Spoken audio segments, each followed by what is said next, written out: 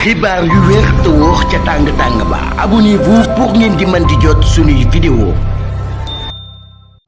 dal leen ak jàmm seen chaîne bi di Buzz 221 HD kii di docteur Cheikh Dieng di njiitalu parti bii di fépp tawféex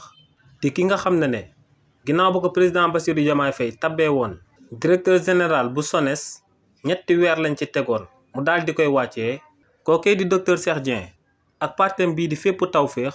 fësal nañ akub communiqué daal di am akub sàkku téef jëmale ko ci président Bassirou Diomaye Faye ci lu waa Cour des comptes fësalee seen rapport d'audit finance publique biñ daan amal atum 2019 jàpp atum 2024. si li ni mel waa parti bii di fépp tawféex bu docteur Cheikh Dieng ne rapport d'audit bu waa Cour des comptes daal di fësal daal di nay firndeel que ne président Macky Sall ak ñim àndaloon caxat-caxatee nañ alalu réew mi ba li ni mel daal di sabab fépp di métti ci réew mi di Sénégal.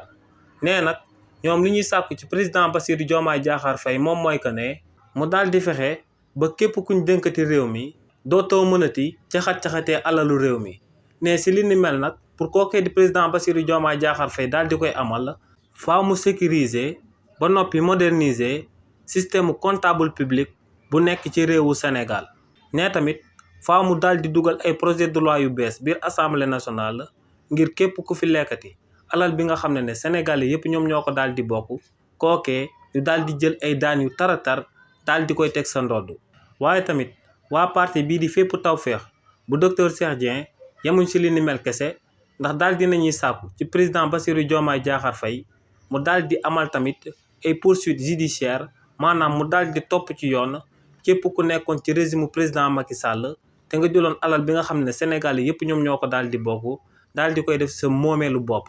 ne ñooñee na leen yoonu réewu Sénégal daal di topp daal di jël daan yu méngoog ñaawtee fiñ daal di amal daal di koy teg seen ndodd.